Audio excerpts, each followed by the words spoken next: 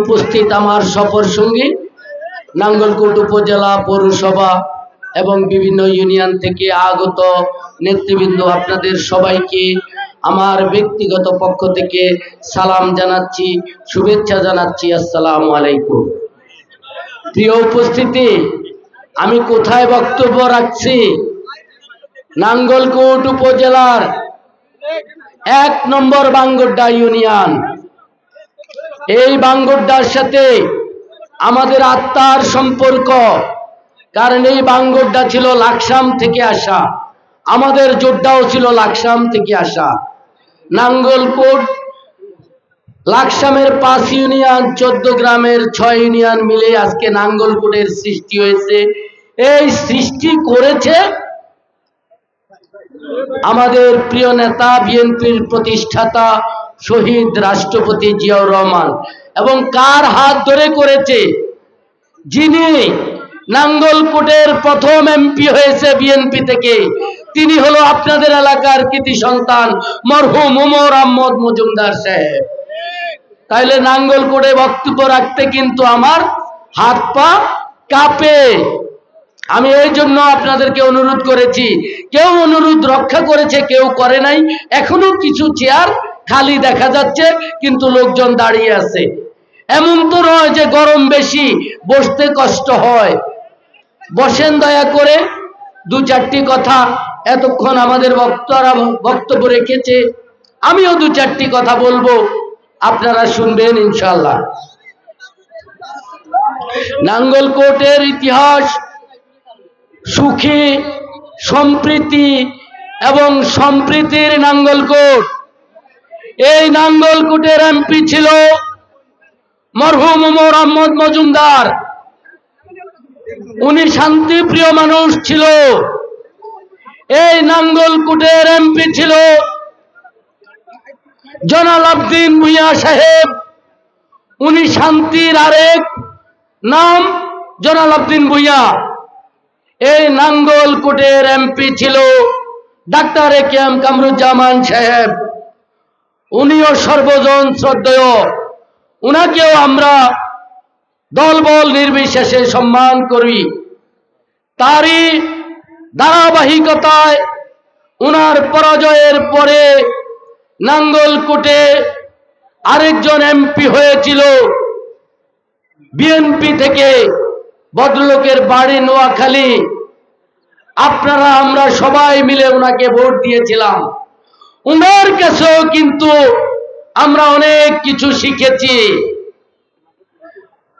জলালউদ্দিন ভূঁইয়া সাহেব, কামরুজ্জামান সাহেব, ওমর আহমদ মজুমদার সাহেব, উনাদের কাছে আমরা যা শিখেছি ঠিক তার উল্টাটা আমরা শিখেছি থেকে আসা গফুর সাহেবের কাছে। আমার কথার সাথে কি আপনারা একমত? এরপরে নাঙ্গলকোটবাসী উনাকে 28 তারিখে ভদ্র ভাষায় বললে গলা ধাক্কা দিয়ে তাড়িয়ে দিয়েছে যে নোয়াখালী থেকে এসেছো, নোয়াখালীতে ফেরত যাও। আর যদি অভদ্র ভাষায় বলে যে পাছায় লাথি দিয়ে উনাকে বের করে দিয়েছে। এরপরে উনি নিজে ব্যর্থ হয়ে লালমাই পাহাড় থেকে একজনকে উনি নাজিল করেছে। উনি নাঙ্গলকোটকে, লালমাইকে সদর দক্ষিণে গত 17 বছর লুটতরাজ করেছে। নাঙ্গলকোট হয়েছে সন্ত্রাসের জনপদ, নাঙ্গলকোট হয়েছে লুটেরাদের জনপদ। এরপরে উনি কিন্তু ক্ষান্ত হয় নাই। 2018 সালে ঐক্য ফ্রন্টের নেতৃত্বে একটি নীল নকশার নির্বাচন হয়েছিল। সেই নির্বাচনে আমি কারাগারে ছিলাম।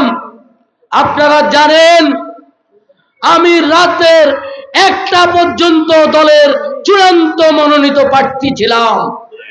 বাংলাদেশে 299টি মনোনয়ন পত্র দেওয়া হয়েছে।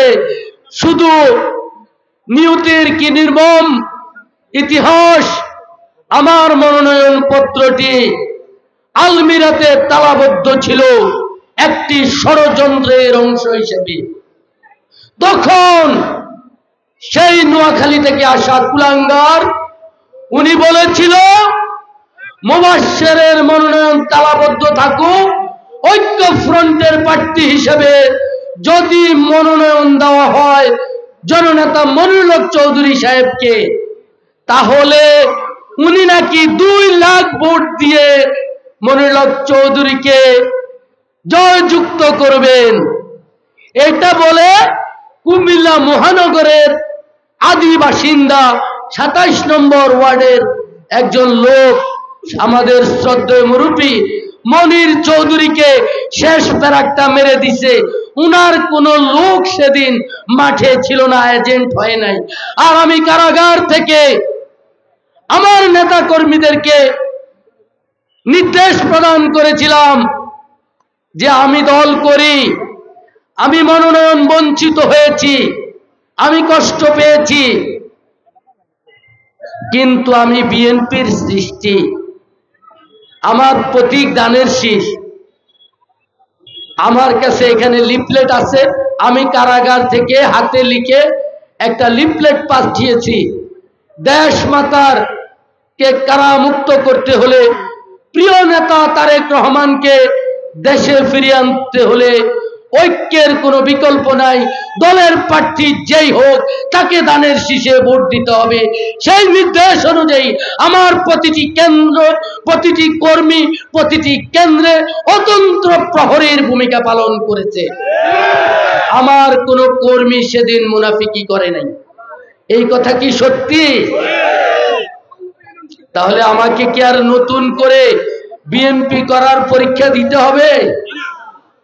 আচ্ছা, এরপরে আপনারা আমাকে ভালোবাসেন, এই যে বলছি মোটামুটি ভালোবাসে। আরো কয়টা চেয়ার খালি হইলে পূর্ণ হলে ভাবতাম যে ভালোবাসা আর একটু পরিপূর্ণ। অতি সম্প্রতি গত সপ্তাহে আমি লালমাইতে একটি বক্তব্য দিয়েছি। আজকে যেভাবে বক্তব্য দিচ্ছি ঠিক লালমাইয়ের প্রেক্ষাপটে আমি একটি বক্তব্য দিয়েছি। সেই বক্তব্য শুনে অনেকে আনন্দে আত্মহারা।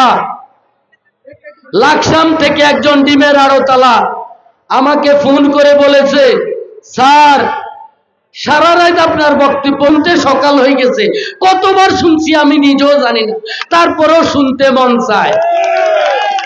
আমি যতটুকু শুনেছি সোশ্যাল মিডিয়ার কল্যাণে 5 লক্ষাধিক লোক নাকি সেই বক্তব্য শুনেছে এবং প্রশংসাও করেছে। আমি কিন্তু খুশি হতে পারি নাই। 1-2% লোক সেই বক্তব্যের সমালোচনা করেছে, আমি তাদের সমালোচনায় খুশি হয়েছি। কি সমালোচনা করেছে জানেন? একজনের লিখেছে নেতা অভদ্র, বাম হাতে পানি খাইছে। আমি যে বক্তব্য দিতে গিয়ে গলা শুকাই গেছে, বলছি একটু পানি দে, দিছে বাম পাশ থেকে, আমি বাম হাতে খাইছি। এটা সমালোচনা করেছে। আমি তার সেই সমালোচনা যেটা করেছে এটাকে আমি সাধুবাদ জানাই। এটা ধর্মীয়ভাবে নিষিদ্ধ, বাম হাতে দাঁড়িয়ে পানি খাওয়া। আমি তার এটাকে কিন্তু সাদরে গ্রহণ করেছি এবং কথা দিচ্ছি আর কোনোদিন বাম হাতে দাঁড়িয়ে পানি খাবো না। তার মানে আমি যে আমাকে জিন্দাবাদ দেয়, বক্তৃতা শোনার আগে কয় ভাই ভালো বক্তৃতা দিছেন, নিশ্চয় তার উদ্দেশ্য খারাপ আছে। আগে শোনো, পরে বুঝো, এরপরে তোমার মতামত দাও। এটাই হলো নিয়ম। আরো 2-1জনের সমালোচনা করেছে, নেতা মূর্খ, নোয়াখাল্লা কথা কয়, শুদ্ধ করি কথাও কইতে হারে না। এটার পক্ষে যুক্তি সম্ভবত কুতুব ভাইয়ের নেতৃত্বে একটি মিছিল আসছে, তাদেরকে স্বাগত জানান করতালি দিয়ে।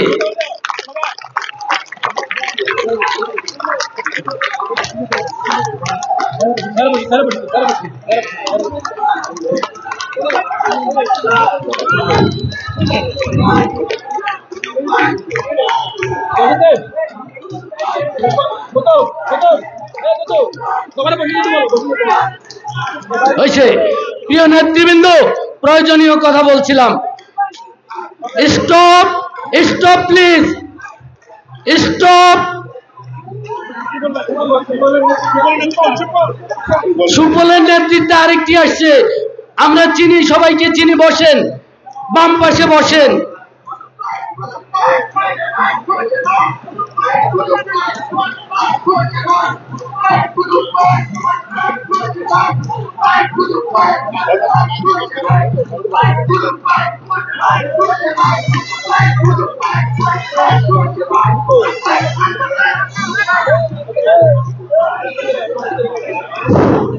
প্রিয় নেতৃবৃন্দ, এভাবে হলে বক্তব্য রাখা যায় না। 5 লাখ লোকে শুনছে, আর আজকে 5 জনেও শুনতো না। আপনারা যেভাবে ডিস্টার্ব করছেন, লালমাইয়ালাদের থেকে শিখে আসেন। ওদের এখানে যখন বক্তব্য রেখেছি, একটি পিনের আওয়াজও ছিল না। আর সবাই বসেন, সবাই পিছনে সবাই বসেন, ব্যানার দেখতে দেন। মিডিয়ার ভাইরা আপনাদের ব্যানার দেখতে পায় না। প্রিয় নেতৃবৃন্দ, তাহলে আমি আমার যেগুলা গুণ, এগুলা আমি কিন্তু জানি, আমার দোষগুলা কিন্তু আমি জানি না। আপনারা যারা আমাকে ভালোবাসেন, আপনারা আমার দোষগুলা চিহ্নিত করে দিবেন। আমি চেষ্টা করব সেই দোষগুলাকে শুধরাই রাজনীতি করার জন্য। এরপরে প্রিয় নেতৃবৃন্দ, আরেকটি কথা, নাঙ্গলকোটে সাবেক 2-3 জন এমপি, যেটা 2008 সালে এই যে নামগুলা পড়েছি, প্রিয় নেতৃবৃন্দ,